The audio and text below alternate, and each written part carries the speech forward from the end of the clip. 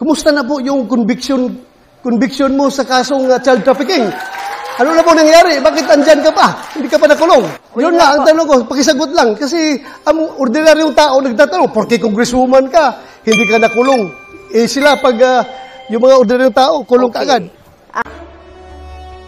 Dapat lang kasuhan si dating Presidente Duterte at long overdue na ito. Pati yung mga kasapakat niya at nag-utos sa pagpatay sa war on drugs. Libo-libo ang pinapatay ni Duterte pero wala pang napapanagot. Kaya kailangan talaga ng hustisya ng ating mga mamamayan. Sinasabi natin dito na dapat ay yung kaso na ito ay matagal na, pati na rin siguro. Senator De La Rosa? Ang sagot ko dyan is conditional, no? Hybrid. Pwedeng yes, pwedeng no. Yes, in the sense na nobody is above the law. Kapag mayroon siyang nagawang kasalanan, kasuhan natin. Pero kung wala naman siyang nagawang kasalanan, huwag mo siyang kasuhan base doon sa kaso ng ibang tao. Because guilt is personal.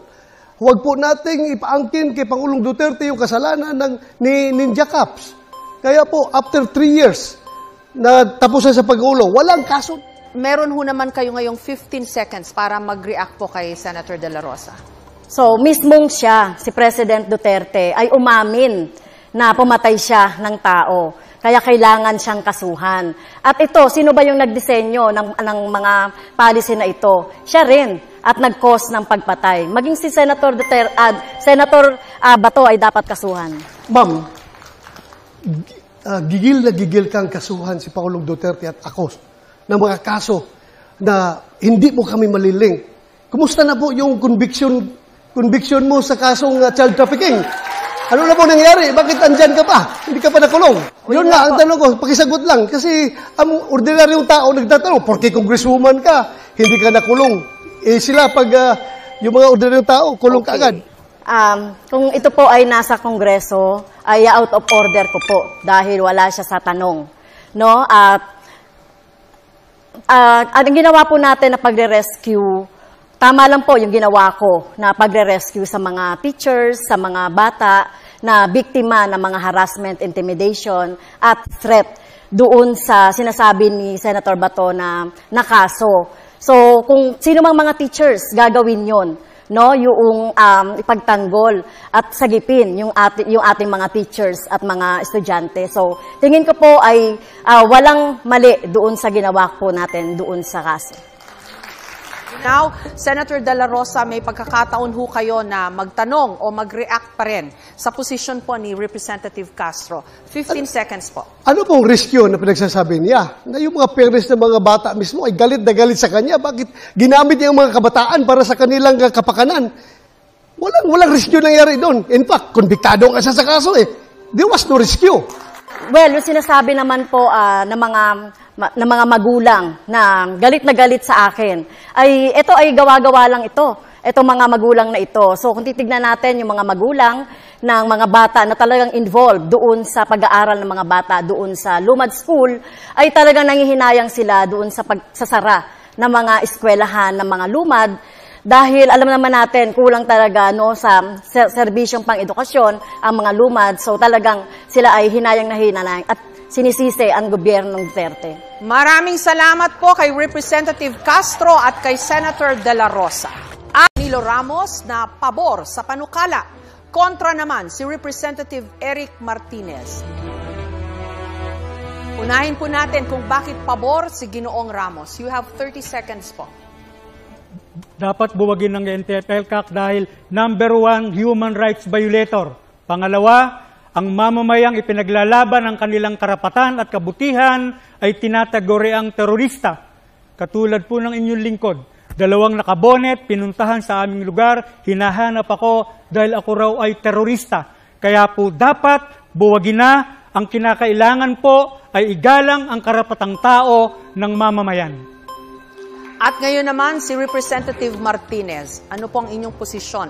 Malinaw ang mandato ng NTF-ELCAC. It's buwagin ang mga armed conflict. Malinaw ang report. 88 out of 89 armed groups ang na-dismantle ng NTF-ELCAC since 2018.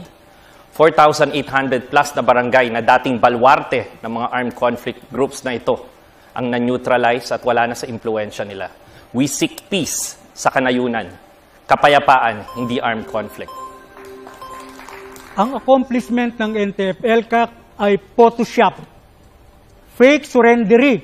Hindi po nalulutas ang problema sa kanayunan, sa halip tumitindi ang ligalig dahil sa militarisasyon sa kanayunan. I am one with you na igalang ang karapatan ng tao. Inasmuch yung red tagging should not be done indiscriminately. Ngunit mahalaga pa rin ang gampanin natin tungo sa kapayapaan. Armed conflict has no place in a society like our country.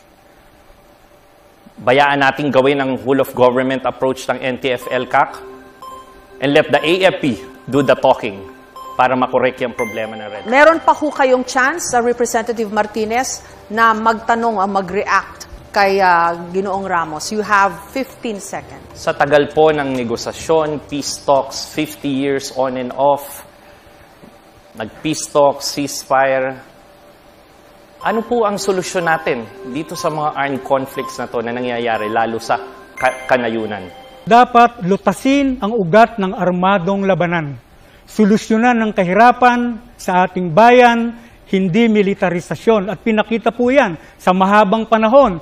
Ilang dekada na, mahigit 5, pero nananatili po. Dapat yung root cause ng armadong labanan. Kaya po mahalaga ituloy ang peace talks between GRP at NDFP. Maraming salamat po kay Representative Eric Martinez at Ginoong Danilo Ramos.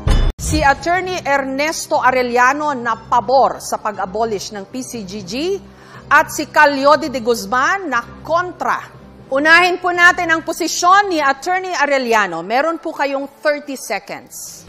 Pabor ako na ibalik ang mga ninakaw na pera ng sinumang gobyerno.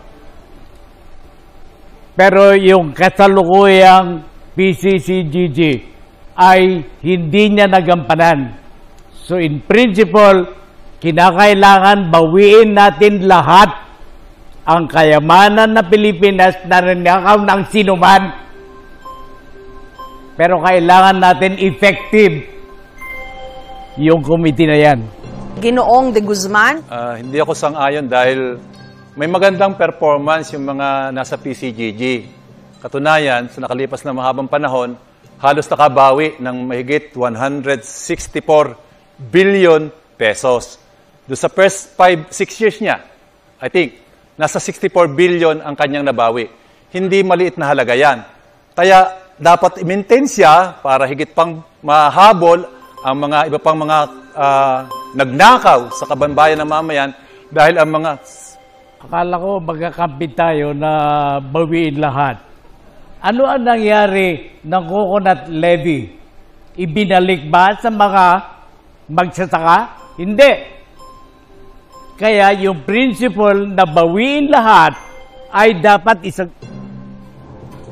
Calyodi, meron po kayong 30 seconds naman. Kaya nga dapat hindi buwagin. Kaya kailangan dapat ituloy-tuloy yan dahil marami pang dapat bawiin. Marami pang mga dapat habulin. Si Lucio-Tan, halos wala pang ni isang sentimo, hindi pa nababawian. Kaya dapat ipagpatuloy at i-strengthen para tiyakin na makabawi ang ating pamahalaan ng sapat na pondo sa mga ninakaw. Lalo na ngayon, usong-uso ngayon ang pagnanakaw. Kaya kinakailangan natin pagtibayin pa ang PCGG para habulin ang lahat ng magnanakaw sa bansa. Calyodi, you have 15 seconds. May kailangan pang habulin sa Coco Levy at yun nga yung dahilan. Pero bakit ba ayaw mo talagang magpatuloy ang PCGG? Sinong hahabol niyan?